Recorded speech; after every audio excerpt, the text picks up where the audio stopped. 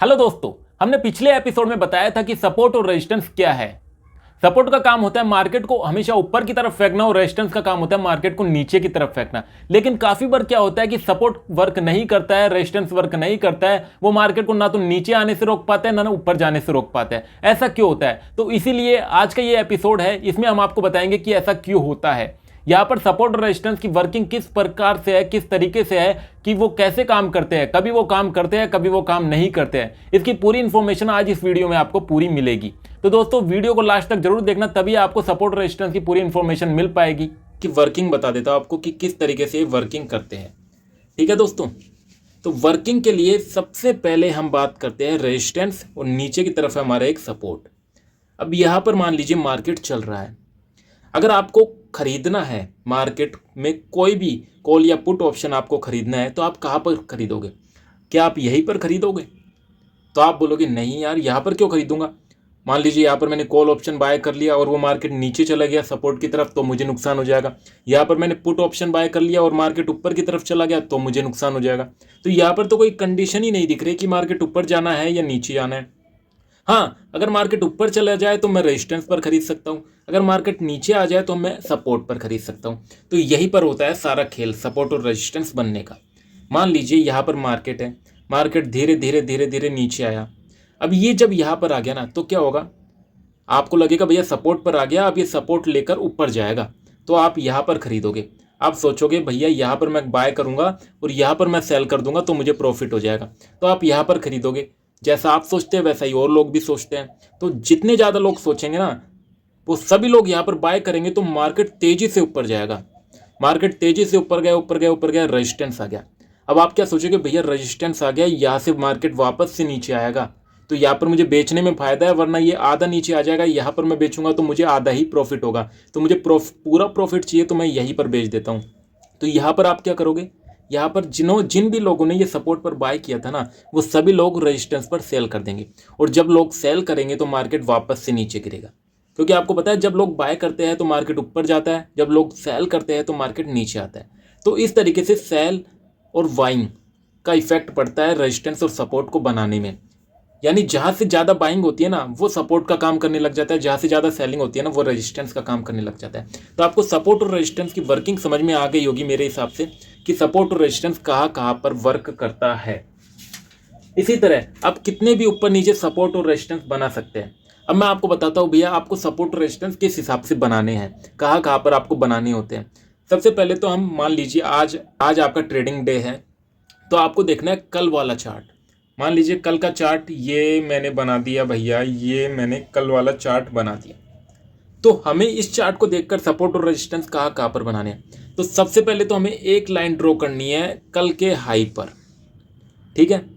दूसरी line draw करनी है कल के लो पर, और तीसरी जो लाइन ड्रॉ करनी है वो करनी है कल का जो मार्केट क्लोज हुआ उस पर, ठीक है। 3 लाइन तो ड्रॉ यहाँ पर हो गई। अभी हमें कुछ लाइन और ड्रॉ करनी है, वो लाइन मैं आपको बताता हूँ कैसे। अब आपको क्या करना है, जो आपका चार्ट है ना, उसे 1 डे के टाइम फ्रेम पर आपको कर लेना है, और 1 डे के टाइम फ्रेम पर जो हाई होते हैं ना उन्हें ड्रॉ करना है, और जो लो होते हैं ना उन्हें ड्रॉ करना है। और जहाँ पर मार्केट बार बार सपोर्ट लिया है, यानी जहाँ से मार्केट बार बार जिस पॉइंट पर आकर वापस ऊपर गया, उस लाइन को ड्रॉ कर लेना है। तो आपके पास कुल मिलाकर 7-8 लाइनें आ जाएंगी, ठीक है। आपने 7-8 लाइनें ड्रॉ कर ली है। इसके बाद आपको क्या करना है, आज मार्केट ओपन होना, तो मार्केट ओपन होने के बाद आपको 5 मिनट की कैंडल को बनने देना है। मान लीजिए मार्केट आज जहां पर कल क्लोज हुआ था वहीं पर लगभग ओपन हुआ है, तो ये कैंडल हमारी बन गई। तो हम कहाँ पर खड़े हैं भैया? हम यहाँ पर खड़े हैं। तो यहाँ पर हम खड़े हैं ना, तो इससे ऊपर की जितनी भी लाइनें हैं ना, वो हो जाएंगी हमारी रेजिस्टेंस। तो इससे ऊपर की जितनी भी लाइनें हैं ना, वो हमारी सारी रेजिस्टेंस हो जाएंगी, और नीचे की जितनी भी लाइन है ना, वो हमारे सारे सपोर्ट हो जाएंगे। तो मार्केट अगर नीचे आएगा तो यहाँ पर ये सपोर्ट ले सकता है। आपको ये बात ध्यान रखनी है भैया, यहाँ पर ये सपोर्ट ले सकता है, तो यहाँ पर हम बाइंग के बारे में सोच सकते हैं। लेकिन मान लीजिए अगर मार्केट सेलिंग कंडीशन में, यानी मार्केट नीचे डाउन ट्रेंड में चल रहा है, तो ये सपोर्ट का काम नहीं करेगा, क्योंकि सेलर्स में पावर ज़्यादा है। सेलर में पावर ज़्यादा है, इसलिए वो मार्केट को और नीचे ले आते हैं। फिर हम बाइंग के बारे में कहाँ पर सोच सकते हैं जी? H2 पर सोच सकते हैं, यानी कि सपोर्ट 2 पर सोच सकते हैं। हमने देखा भैया कल का लो भी यही था और सपोर्ट 2 है, तो यहाँ पर हम बाइंग के बारे में सोच सकते हैं। यहाँ पर हम बाइंग करेंगे, स्टॉप लॉस लगाएंगे छोटा मोटा, फिर देखते हैं मार्केट कहाँ पर जाता है। क्या पता मार्केट ऊपर जाए तो भैया ये S1 जो था वो रेजिस्टेंस बन जाएगा। अब इसके लिए अब रेजिस्टेंस बन जाएगा तो भैया यहाँ पर हम सेलिंग के बारे में सोचेंगे, क्योंकि बाइंग हमने यहाँ पर किया, यहाँ पर हम सेलिंग के बारे में सोचेंगे। लेकिन हम देखते हैं भैया मार्केट तो बहुत ही ज़्यादा बाइंग कंडीशन में था, ये जो रेजिस्टेंस है ना ये इसके लिए काम ही नहीं किया, मार्केट सीधा ऊपर निकल गया। तो हम क्या करेंगे, यहाँ पर सेल नहीं करेंगे, हम इसे होल्ड कर लेंगे। भैया अभी हम ऊपर जाने दो, कहाँ तक ये जाता है। फिर ये मान लीजिए R1 तक चला गया, यानी रेजिस्टेंस 1 तक चला गया, तो हम यहाँ पर सेल करने के बारे में सोचेंगे। लेकिन हम देखते हो भैया मार्केट में बहुत ही ज़्यादा पावर है, बायर्स ही बायर्स भरे पड़े हैं, सेलिंग तो कोई कर ही नहीं रहा है, तो मार्केट इसे भी तोड़ता हुआ ऊपर चला जाएगा। तो हम सेलिंग की कहाँ पर सोचेंगे, R2 पर सोचेंगे। फिर हम देखते हैं भैया मार्केट यहाँ पर रुक रहा है थोड़ी देर। अब रुक रहा है तो क्या हो सकता है, ये तो नीचे भी आ सकता है, ये ऊपर भी जा सकता है। तो इस कंडीशन में हम यहाँ पर सेल कर देंगे, क्योंकि हमें कुछ भी पता नहीं चल रहा है भैया मार्केट नीचे जाएगा या ऊपर जाएगा। तो हम हमारा जो यहाँ पर हमने बाय किया था यहाँ पर हम सेल कर देंगे और इतना प्रॉफिट हमें मिल जाएगा, जितना भी मार्केट ऊपर गया इतना प्रॉफिट हमें मिल जाएगा। इसके बाद क्या होगा, मान लीजिए यहाँ पर कंडीशन बन गई, यहाँ पर मार्केट थोड़े बहुत देर घूमा, इसके बाद एक कैंडल इसने ऊपर निकाल दी, इस रेजिस्टेंस 2 के ऊपर निकाल दी, यानी कि इसने इस रेजिस्टेंस 2 को भी ब्रेक कर दिया। तो हम क्या सोचेंगे, अरे भैया बायर्स में बहुत ज़्यादा पावर है, ये मार्केट को ऊपर ही ले जाए जा रहे हैं। तो यहाँ पर जब कैंडल ये ऊपर बनेगी रेजिस्टेंस 2 के, तो यहाँ पर हम वापस से बाइंग कर सकते हैं और हमारा टारगेट रहेगा R3। तो मार्केट जब R3 पर पहुंच जाएगा, यानी रेजिस्टेंस 3 पर पहुंच जाएगा, तो हम सेलिंग के बारे में सोच सकते हैं। तो इस तरीके से आपको बाइंग और सेलिंग करनी है सपोर्ट और रेजिस्टेंस को देखकर। और सपोर्ट और रेजिस्टेंस कैसे ड्रॉ करना है आपको ये मैंने बता दिया। आपको एक तो कल का चार्ट देखना है, एक आपको पिछले जो हाई और लो है, यानी कि लगभग 10-15 दिनों के हाई और लो को देखने हैं, और एक जो राउंड फिगर वैल्यू होती है ना, जैसे 40,000 हुई, 40,500 हुई, 41,000 हुई, 41,500 हुई, 42,000 हुई।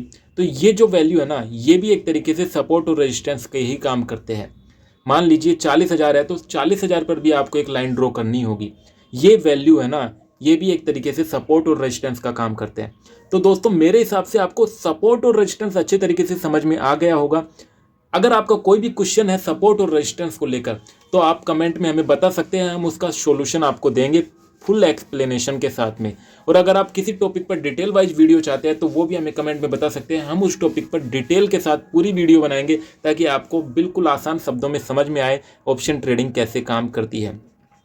तो दोस्तों वीडियो अच्छी लगी तो लाइक और शेयर जरूर कीजिए। साथ ही अगर आपने अपना डीमेट अकाउंट अभी तक नहीं खोला है तो लिंक डिस्क्रिप्शन बॉक्स में मौजूद है, आप अभी जाइए और जीरोधा पर अपना ट्रेडिंग अकाउंट ओपन कर सकते हैं और अपने ऑप्शन ट्रेडिंग की जर्नी स्टार्ट कर सकते हैं। लेकिन ऑप्शन ट्रेडिंग शुरू करने से पहले मैं आपको वार्निंग देना चाहता हूँ कि भैया ऑप्शन ट्रेडिंग बिना कुछ सोचे समझे नहीं करना है।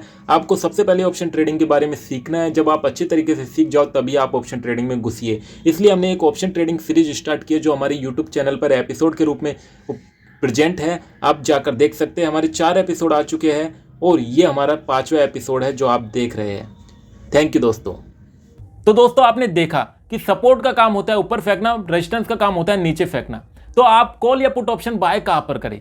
जब भी मार्केट ऊपर से नीचे आ रहा होता है तो आप उसे सपोर्ट तक आने का वेट कीजिए। जब मार्केट सपोर्ट पर पहुंच जाए, अपने सपोर्ट पर पहुंच जाए, तब आप कॉल ऑप्शन बाय कर सकते हैं, क्योंकि वहां से चांस होते हैं मार्केट के ऊपर जाने के। जब आप कॉल ऑप्शन बाय करेंगे तो मार्केट ऊपर जाएगा तो आपको दिखाएगा प्रॉफिट। और आप एग्जिट कब करेंगे? एग्जिट आप तब करेंगे जब वो अपने रेजिस्टेंस पर पहुंच जाएगा। रेजिस्टेंस पर पहुंचने के बाद आप उसे एग्जिट कर सकते हैं, क्योंकि वहां से ज्यादा चांस होते हैं मार्केट के वापस नीचे आने के। और उसी तरह आपको पुट ऑप्शन बाय करना है, तो पुट ऑप्शन कब बाय करना है? जब मार्केट रेजिस्टेंस पर पहुंच जाए। रेजिस्टेंस पर पहुंच जाएगा तब आप पुट ऑप्शन बाय कीजिए और अपना टारगेट रखिए सपोर्ट। जब मार्केट वापस से सपोर्ट पर आएगा तो आप उस पोजीशन से एग्जिट हो जाइए, तब आपको होगा प्रॉफिट। लेकिन काफी बार होता क्या है कि सपोर्ट काम नहीं करता है, रेजिस्टेंस काम नहीं करता है। वो केवल उसी कंडीशन में होता है जब मान लीजिए मार्केट पूरी तरह अप ट्रेंड में है, बायर्स ही बायर्स भरे पड़े हैं, सेलर कोई है ही नहीं, यानी कोई बेच ही नहीं रहा है, सबके सब मार्केट में माल खरीदने के लिए बैठे हैं। तो उस कंडीशन में रेजिस्टेंस वर्क नहीं करेगा, मार्केट हर रेजिस्टेंस को तोड़ता हुआ ऊपर जाएगा। और उसी तरह मान लीजिए आज मार्केट में सेलिंग है, बहुत ज़्यादा पैनिक सेलिंग है, बहुत ज़्यादा ऐसी सिचुएशन है कि हर कोई मार्केट में बेचने के लिए बैठा है, कोई भी नया माल खरीदने के लिए तैयार ही नहीं है, क्योंकि हर किसी को डर लग रहा है भैया मार्केट अभी गिरेगा। तो उस स्थिति में कोई भी सपोर्ट वर्क नहीं करेगा। आप सपोर्ट 1, सपोर्ट 2, सपोर्ट 3 जितने भी खींचोगे वो वर्क नहीं करते हैं और मार्केट पूरा नीचे आ जाता है। तो दोस्तों मेरे हिसाब से आपको अच्छे तरीके से समझ में आ गया होगा कि सपोर्ट रेजिस्टेंस कैसे वर्क करते हैं। तो दोस्तों वीडियो अच्छी लगी तो लाइक और शेयर जरूर कीजिए, साथ ही हमारे चैनल को भी सब्सक्राइब कीजिए। Thank you.